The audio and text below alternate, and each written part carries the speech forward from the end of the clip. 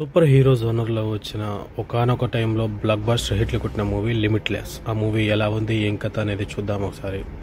Broad కాప్లే ఆయన main lead రోల్స్లో limitless అనే ఒక సూపర్ హీరో టైప్, అంటే ఒక రైటర్ పని పాట లేక, అంటే ఒక సోమరిపోతుతనంగా తయారయ్యి తన రైటింగ్ స్కిల్స్ని వదిలేసి తను తిని తాగి తొంగుండడం తప్పితే వేరే పని లేకుండా అలా సరదాగా బతుకుతూ ఉంటాడు. దాని కారణం చేత 3 సంవత్సరాల క్రితం ఒక అమ్మాయిని లవ్ చేసి ఆ అమ్మాయిని వదిలేసి ఉంటాడు. ప్రజెంట్ సిచ్యువేషన్లో ఒక అమ్మాయి రిలేషన్స్లో ఉన్నప్పుడు తన సోమరితనాన్ని చూసి ఆ అమ్మాయి కూడా తనని వదిలేసి వెళ్ళిపోతుంది. అలాంటి సమయంలో తన 3 ఏళ్ల కిందట, అంటే తన పాత లవర్ తమ్ముడు తనకు కనపడి, నువ్వు ఈ మాదిరిగా ఏం చేస్తున్నావు, ఏం కథ, నీ లైఫ్ స్టైల్ ఎలా మారింది, ఏం కథ అని చెప్పినప్పుడు చాలా బ్యాడ్గా ఉన్నది అది ఇది అని అన్నప్పుడు, అప్పుడు తన లవర్, అంటే పాత లవర్ ఆ బ్రదర్ వచ్చేసి, నీకు ఒక కొత్త విషయం చెప్తాను, నువ్వు నాకు హెల్ప్ చేస్తావా, నాకు నీ లైఫ్ స్టైల్ నువ్వు మార్చుకో అది ఇది అంటే అప్పుడు ఒక డ్రగ్ తనకిస్తాడు. ఇది ఇంకా మార్కెట్లోకి రాలేదు, కానీ ఇది మనిషి నువ్వు హ్యూమన్ బ్రెయిన్ని 10% 15% వాడితే, ఈ పిల్ వేసుకున్న తర్వాత 100% బ్రెయిన్ని వాడవచ్చు. అలాగే నీ మైండ్ స్కిల్ని, అంటే నీలో ఉన్న పవర్స్ని, అంటే తెలివితేటల్ని ఇంకా ఎక్కువ చేసుకోవచ్చు అని చెప్పిన తర్వాత తనని రూమ్కి వెళ్తూ దారిలో మింగేస్తాడు. ఆ పిల్లి మింగిన తర్వాత తన ఇంటి ఓనర్ వచ్చి బాడికి ఇవ్వలేదు అది ఇది అని కొట్లాడుతున్న సమయంలో ఆ అమ్మాయిని ఇంకా తన మాటలతో, అంటే అప్పటికే తన బ్రెయిన్ యాక్టివ్ అయి ఉంటుంది కాబట్టి ఆ అమ్మాయిని మామూలుగా మాటలలో చెప్పి ఆ మాటలు ఈ మాటలు చెప్పేసి ఇంకా అమ్మాయితో కొద్దిగా అక్కుంబక్కుం పని కూడా కానిచ్చేసి ఆ అమ్మాయి దగ్గరనే డబ్బులు తీసుకొని రిటర్న్ రెంట్ ఇచ్చేస్తాడు.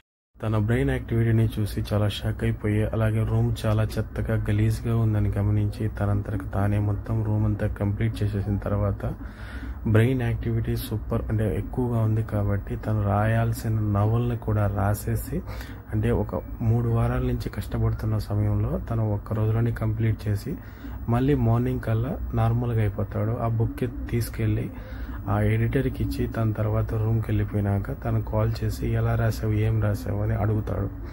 మళ్ళీ ఎడిటర్ దగ్గరికి వెళ్ళేటప్పటికి ఆ డ్రగ్స్ తీసుకుందామని మళ్ళీ తన మాజీ లవర్ బ్రదర్ దగ్గరికి వెళ్ళి ఆ ఇంకొన్ని ఇవ్వు అని అడిగే టైంలోనే తను ఒక వాడుకోవాలని చూస్తాడు స్లిప్పర్గా, అంటే పనివాడిలాగా. అప్పుడు తనకు పనులు చెప్పి చేయించుకునే సమయంలోనే కిందికి వెళ్ళినప్పుడు తనను వచ్చే తలకే మళ్ళీ కొంతమంది వచ్చి కొట్టి ఇది చేస్తారు. అప్పుడు తనని దగ్గరున్న డ్రగ్స్ తను తీసుకొని వెళ్ళిపోవాలనుకున్న సమయంలో పోలీసులకు అకస్మాత్తుగా ఫోన్ చేసి ఇవన్నీ ఎరక్కబోయి ఇరుక్కున్నట్టుగా ఇరుక్కుంటాడు. ఇంకా అప్పటి నుంచి ఆ డ్రగ్స్ తీసుకుంటూ తన డబ్బుల్ని పెంచుకుంటూ తనను హై సొసైటీలో ఇన్ఫ్లుయెన్సర్గా పరిచయం చేసుకొని వాళ్ళతో వీళ్ళతో బిజినెస్ పరంగా కానీ ఎక్కువ ప్రొఫైల్ అంటే ఎక్కువ పెద్దవాళ్ళతో వ్యాపారాలు చేస్తూ పెడుతూ ఉంటాడు. ఇంకా ట్రేడింగ్లో దూరాలని చెప్పేసి తన దగ్గర ఉన్న డబ్బులు కాకుండా వేరే వాళ్ళ దగ్గర అప్పులు తీసుకొని ట్రేడింగ్లో దూరుతాడు. ట్రేడింగ్లో దూరినప్పుడు అక్కడ మార్కెటింగ్ స్కిల్స్ అన్ని నేర్చుకొని లాంగ్వేజ్లు కూడా, అంటే వేరే భాష కూడా తటుక్కని నేర్చుకోగలిగే కెపాసిటీకి వెళ్ళిపోతాడు. మళ్ళీ తన పాత లవర్తోనే మళ్ళీ తను బ్రేకప్ చేసిన తర్వాత ఆ అమ్మాయిని మళ్ళీ దగ్గరికి తీసుకొని ఆ అమ్మాయితోనే ఉంటూ ఇలా ట్రేడింగ్ వ్యాపారంలో కూడా ఒక పెద్ద కంపెనీలను టార్గెట్ చేస్తూ ఒక కంపెనీతో బాగా క్లోజ్ అయ్యి మీ కంపెనీలో ఉన్న లూప్ హోల్స్ అని నేను చెప్తాను, మీ మార్కెట్ ఎక్కువ నేను పెంచగలను అది ఇది అని చెప్పి వాళ్ళకు దగ్గర అవుతాడు.